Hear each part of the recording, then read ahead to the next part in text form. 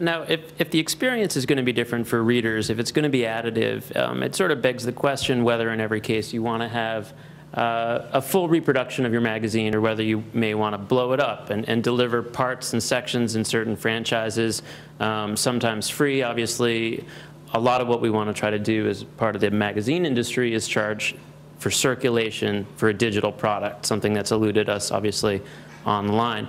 Do you think it matters whether the magazine that we're trying to, the magazine brands that we're trying to port to a tablet is, say, a weekly or a monthly, or is focused on the home, or focused on mechanics and science, or is focused on fashion? I mean, how are those sorts of questions and those sorts of audiences going to affect what you guys want to do online, or on the tablet, excuse me? Well, I'll jump in on that one.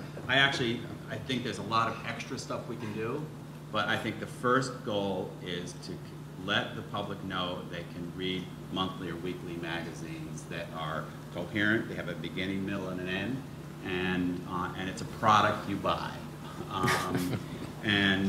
So I think everything that works in the way that we build our brands and build out all these various spin-offs and SIPs and even the web, it all depends on having that big, healthy tree trunk of the print magazine, you know, functioning well. And I think media companies have to be careful. They don't just look at that as something you can slice into board feet and ship off a lot of different ways to a lot of different people.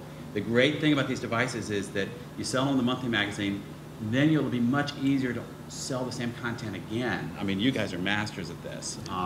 You know, sell the same content again, sliced into cookbooks, or we could do backyard projects and all kinds of things. But sell that monthly magazine first. Don't get ahead of yourself with too many apps.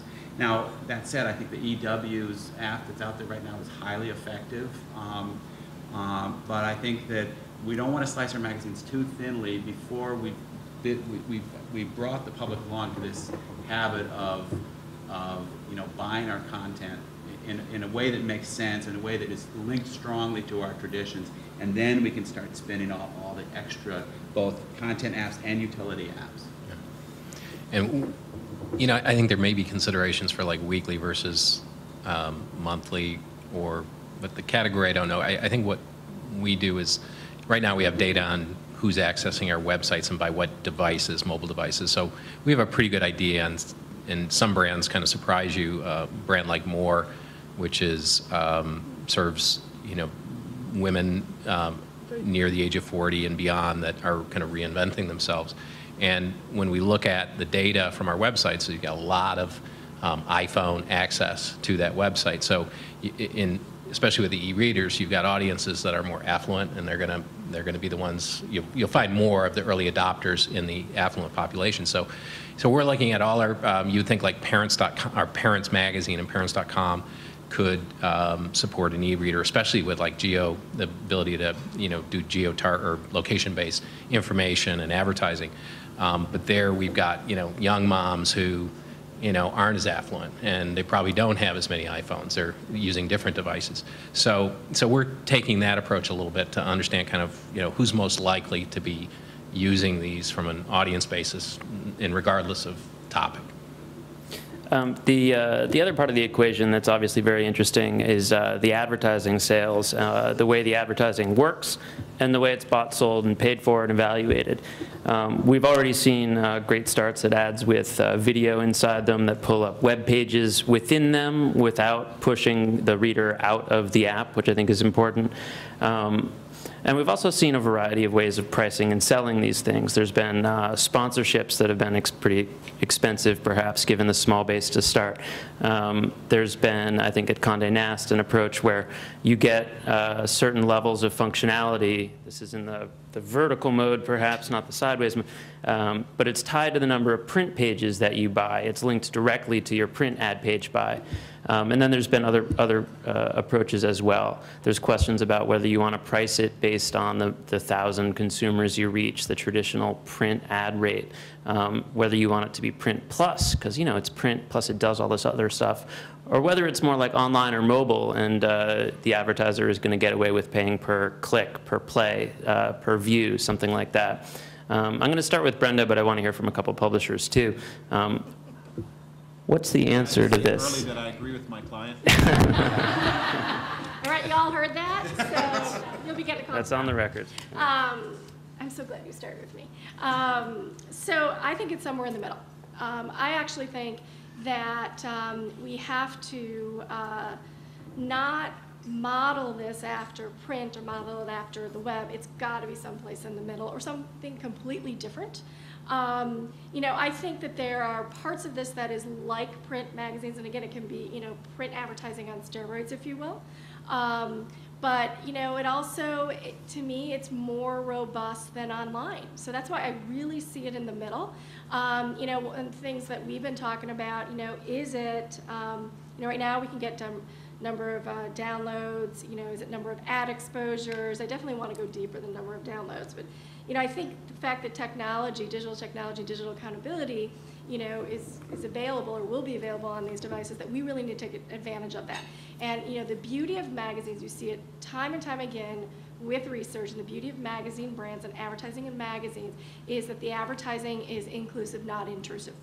And that's one of the really big selling points. Well, how do you monetize that?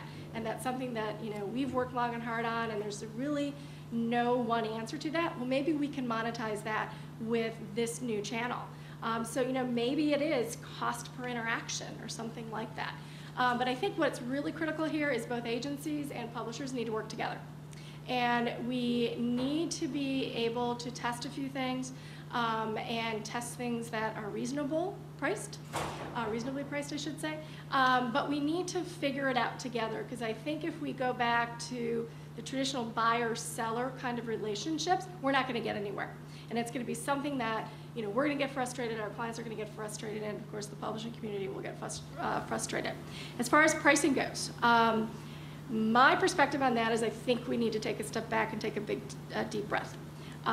We've all been talking about, hey, this is test and learn, you know, opportunities, 2010, I think probably into 2011.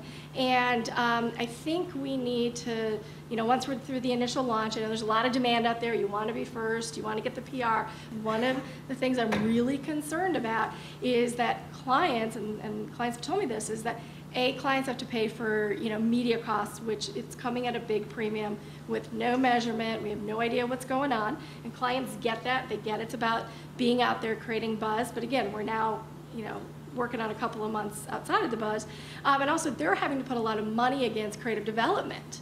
And so you've got media sponsorship, some page commitments, production. So that's a lot of money that we've been seeing on, you know, R&D or test and learn opportunities, and then they've got to pay the creative agencies, or sometimes, you know, our publishers, to do creative development. And of course, there aren't any standards yet, so it's different types of creative units for different opportunities that we're doing. So I just think you know, now that we're in it a little bit, that we need to open up the conversation again, and you know, just talk about what really should pricing look like again for this phase. I don't think we're going to have set pricing. I think it's going to continue to evolve. And I think it's going to take some time to get there, both from a metric standpoint as well as pricing. The conceptual